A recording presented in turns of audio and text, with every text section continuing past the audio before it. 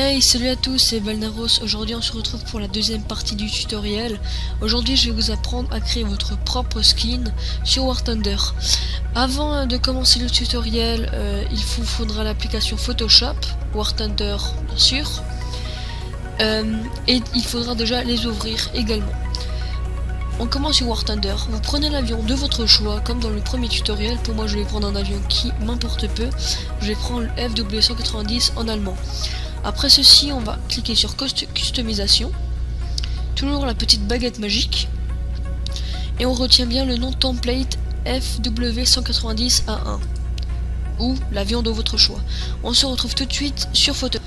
Après vous avoir été rendu sur Photoshop, vous allez dans File, Open, et vous allez chercher le dossier User Skin.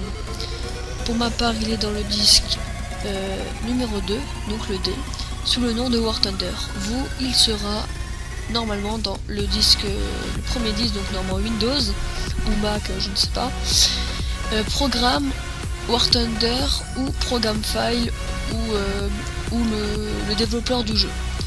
Je vais me rendre dans War Thunder. Après, vous êtes rendu sur cette page User Skin et vous choisissez le template de votre avion. Pour ma part, le template FW190A.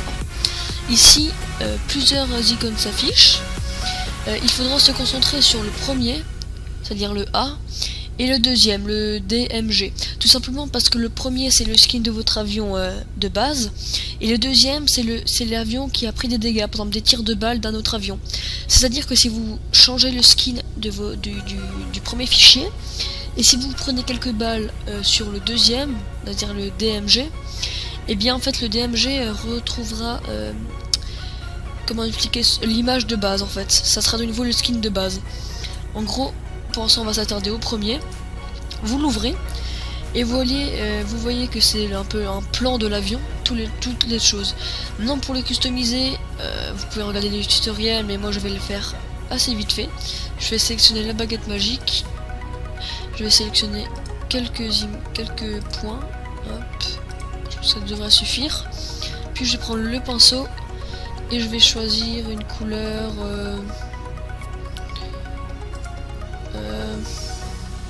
je sais pas, je vais plutôt prendre le seau. Oui, le seau, voilà. Paint bucket. Et je vais prendre, voilà, je prends cette couleur, je vais prendre la couleur initiale grise. Je vais peut-être aussi rajouter un petit texte.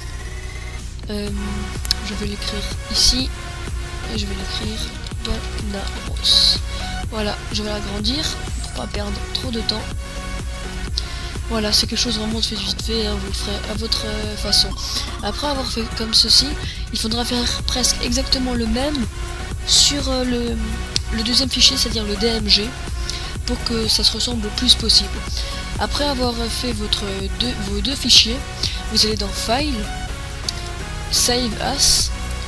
Le fichier template et le nom de votre avion sera obligatoirement ouvert. Il faut absolument changer le format en Targa, TGA, ici, c'est l'avant-dernier avec moi. Et vous faites enregistrer puis OK, c'est-à-dire que ça va remplacer le fichier de base par celui-là trafiqué entre guillemets. Vous faites OK. On se retrouve tout de suite sur War Thunder. Et on se retrouve sur War Thunder. Alors c'est vraiment quelque chose de pas super compliqué comme tutoriel, c'est assez simple à faire. Vous prenez votre avion, vous refaites customisation et là vous faites la petite flèche, puis vous sélectionnez template FW190 et on peut voir que l'aile est changée en grise et que normalement il a marqué Balnaros. Voilà, là, bon, c'est un peu bugué, mais on peut voir assez vite que ici il y a écrit une écriture, donc c'est Balnaros normalement, hein, oui, B-A-L, enfin bref, vous l'avez sûrement remarqué, voilà, le B-A-L-N-A-R-O-S. Voilà, alors le tuto est déjà terminé, n'hésitez pas à me poser vos questions en commentaire. Si vous n'avez pas compris quelque chose, j'essaierai d'y répondre le plus rapidement et le plus facilement possible. Merci de me suivre sur ma chaîne YouTube et on se retrouve pour une prochaine vidéo. Au revoir.